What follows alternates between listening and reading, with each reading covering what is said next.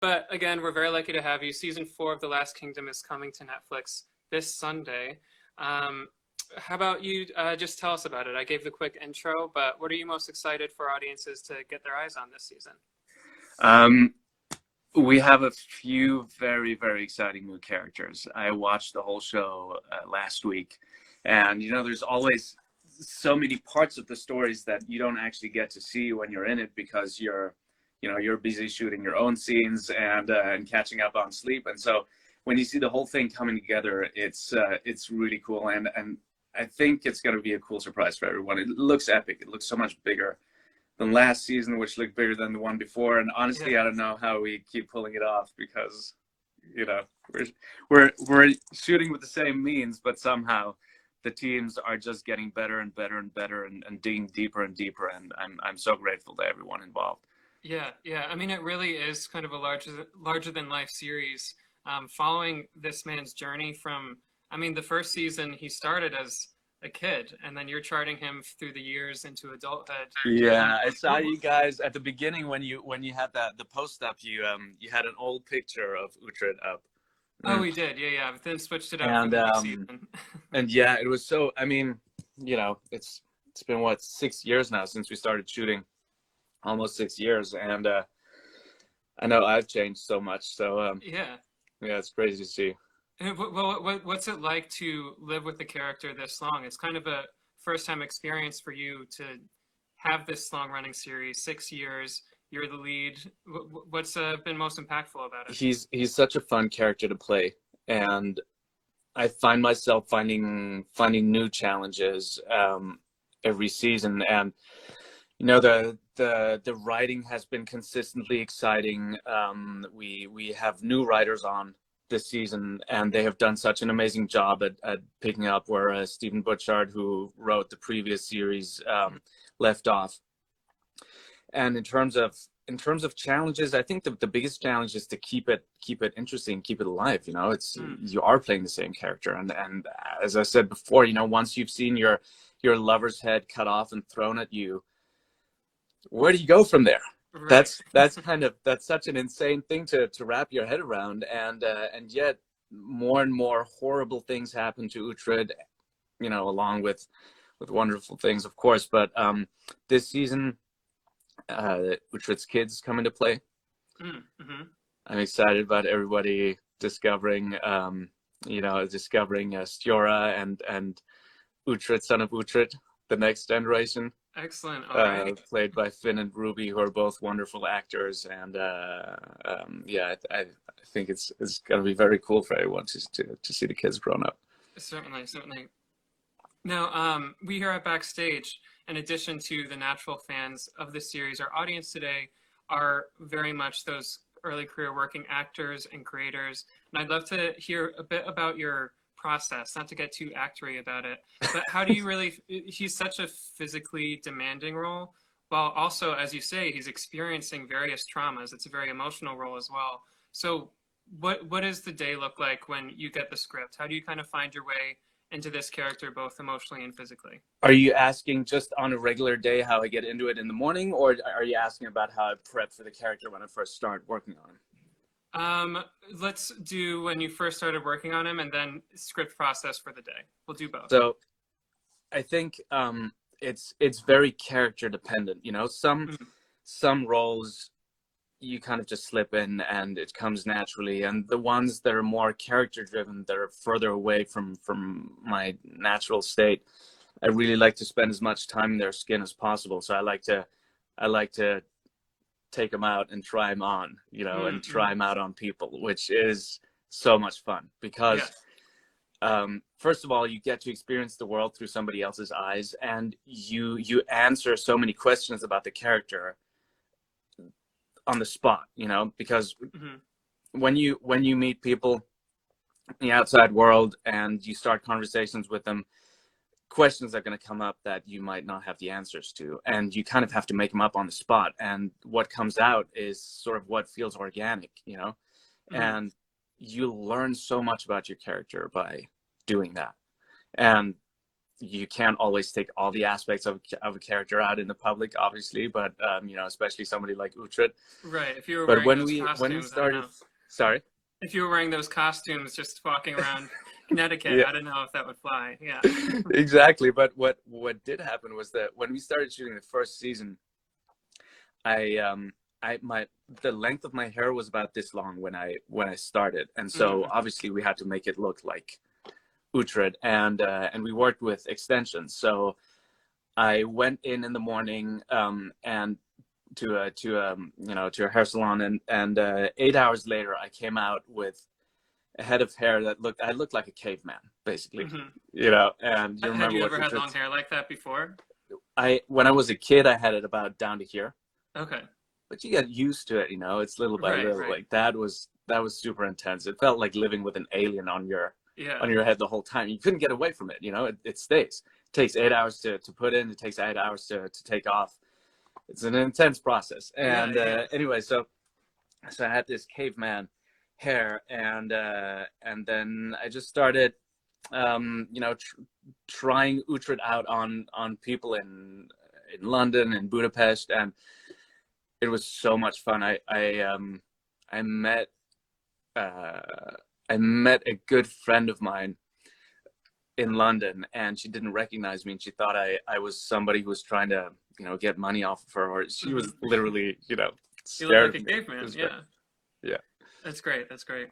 Now, you mentioned, I mean, London and Budapest, and just for those audience members right now who aren't aware, you were born in Germany, grew up between the U.S., France, and Switzerland. This series specifically takes you internationally for filming.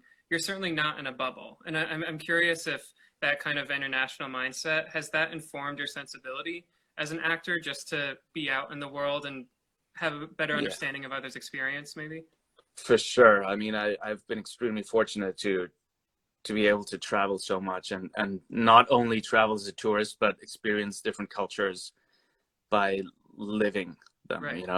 and I think that really gives you a different perception. It opens up your mind, and it also poses a lot of questions. I don't really feel like I belong to a certain place in the Mm. world. um, I don't feel patriotic about any place in particular.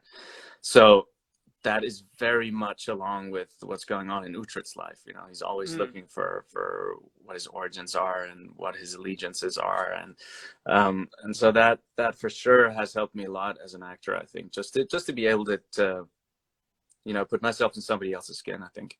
Yeah, yeah. Yeah, And that interesting, that direct correlation between your life experience just as a bit of a wanderer and Uhtred here. I mean, you couldn't ask for a better life experience to pull on for for his own sure, for sure. emotional And state. and I found this is a really odd thing, and I wonder if other actors are experiencing that as well. I find like there's a definite correlation between the parts that I play and with what's going on in my life at the moment. And it's kind of a Mm-hmm. chicken and egg thing. I don't know which comes first. I don't know if somehow I make decisions in my life that are aligned with what's going on, but then I don't think so, because quite often things happen in the scripts that I get to play that I don't know yet, and Mm. things have been put into the works way in advance. So um I think the search for a home is something that Uhtred always goes Yeah. through since the beginning, and this season, there are some moments in there that really question that specific aspect of Uhtred's life. What's his Mm. home, and what does it mean to have a home? How important is it? And I kind of, in the last year of my life, I really started asking myself these questions as well, because I've been traveling around the world so much, and I always felt like I could live anywhere, and would make any place my home. And I feel like I have a lot of different homes in my life. A Mm. lot of different places in the world really feel like, when I go back to them, I feel like, and all my memories are here, my friends are here, and I have that in Budapest now. Mm. Mm-hmm. Because we've been shooting for so long there. I have that in the United States. I have it in Paris, in the south of France, and in Germany, in London, and that it's really rich. But at the same time, it also begs the question, where do you settle? Do you need to settle somewhere? You know, Right, right. is your home a physical place, or is your home a person that is dear to you? You know, Yeah. and Uhtred is going through those same dilemmas this season. Yeah. Well, it sounds like just based on the beginning of this conversation, you found a bit of a temporary home where you are now. You're surrounded by loved ones and kind of Yeah, needing to be stuck in place. yeah, and I think, you know, in that aspect, my life experience is very helpful.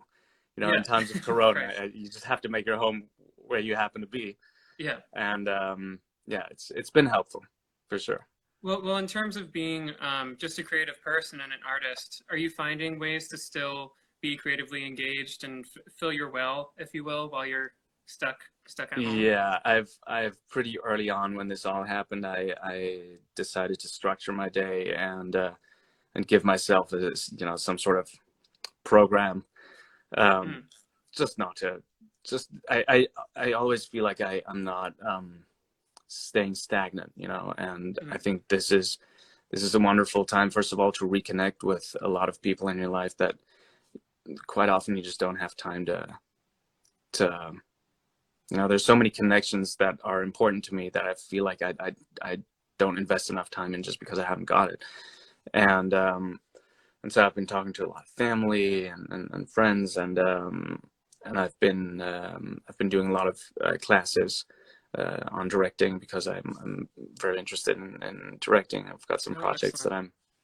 I'm preparing. I'm doing some script writing, so I'm keeping very busy. I started Yeah, learning yeah. Spanish again, which I started years ago, and I keep starting and stopping again, All and right. so yeah, So it's the downtime, but still staying busy, staying engaged. for sure. That's what you got to do. That's what you got to do.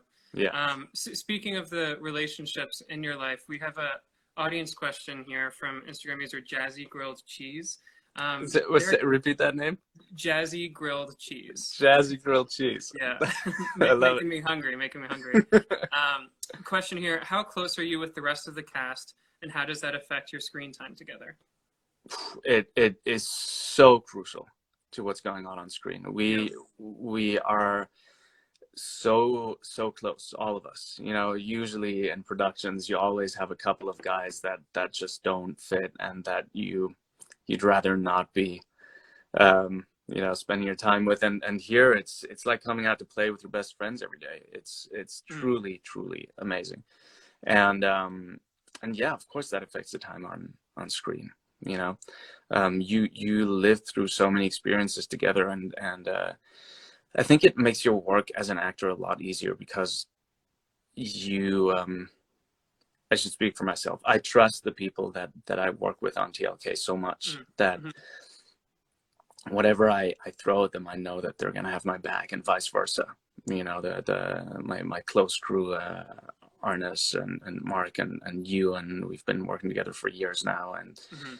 there are so many shorthands that we have now when we create a scene with the director and you know all the other teams involved, that when somebody throws out an idea, nobody's scared that there's going to be judgment, or you know, if it's a good idea, it doesn't matter where it comes from, we take it. If it's a bad idea, we say Mm. okay, it's not going to work, but nobody gets offended, you know. So that is a huge asset to have. And on the other hand, in and if you saw the last season 3, Mhm. towards the end, I think it was episode 9, there were some scenes between David Dawson, who plays King Alfred, and myself, Mhm. and those scenes were truly emotional and moving to me. And that is something that, you know, normally to prep scenes like that, you have to kind of dig deep and make them work for you, and connect to them in an organic way. Mhm. Yeah. Oh yeah. Yeah. Can um you hear me? and in that case, I didn't have to do any of that because David Dawson and I had so many experiences together working on this show for so many years that everything was just there bubbling under the surface. You know, it was all Yeah. real. So it makes your work so much easier. Yeah. Certainly. Certainly. Well, I love hearing that because we're fans of the show here at Backstage, and obviously the audience here today are fans. So That's good it's to hear. good to Thanks. know that it's at this point second nature. You guys are collaborating together, creating together, and that's all you can really ask for as an actor, right? Absolutely. Yeah. And you know, it's not only cast, it's also the crew. Certainly, yeah. The producers, Nigel and Nigel Martin and Gareth Neem at Carnival have a knack for putting together teams that are so respectful of each other and that are so dedicated to the work, and that have a value system that kind of aligns. So it makes everything very, very easy. You know, it feels like a big family. I'm so grateful to be part of this team. You know, it's a true honor, and it's a pleasure. Yeah. Well, I can't wait to see what's in store with season 4 on Sunday. As a final question for you, I like capping these off again because a lot of the folks out there with Backstage are in the early stages of their career. I'd love to hear the advice that you'd give your younger self when you were first getting started. Is there anything you've learned along the way that you wish you knew back then? Not really, because I think things had to happen the way they happened. You know, I didn't work for a long time after I finished theater school. I studied in London, and then before I actually started making a living from my work, it was about six, almost 7 years. You know, All right, and I think that's the most difficult time. I think people who are in it for the love of the work, which I think is important. You know, if you want to be famous, then there are way easier ways to get famous than you know, working in this industry. Yeah. So if you do it for the love of the work, that means you're going to be hardworking, and you're going to be keeping your instrument alive. You know, you're going to be working on your craft. You're going to be doing your homework, and you'll be ready when the opportunity comes along. But I think that the most difficult thing is to just hunker down, have that grit to keep going when there's no work. You know, that's the tough part. And I think a lot of people I know that were so talented and that aren't really working right now are the ones that kind of lost faith in their ability to just keep going. You know, and I think the strongest asset that you can have is knowing deep down that you yourself will never let yourself down.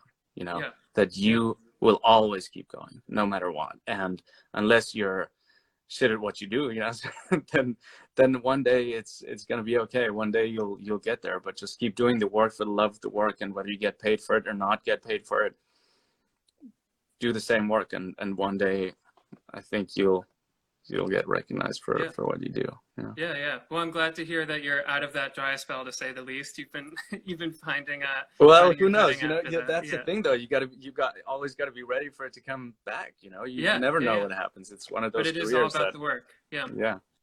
Awesome. Well, I'm glad to see that you're staying safe out there, staying healthy. Thanks for finding a slice of your time this afternoon to chat with me. And I really congrats appreciate on the it, new Ben. season. Thank you so much. Yeah.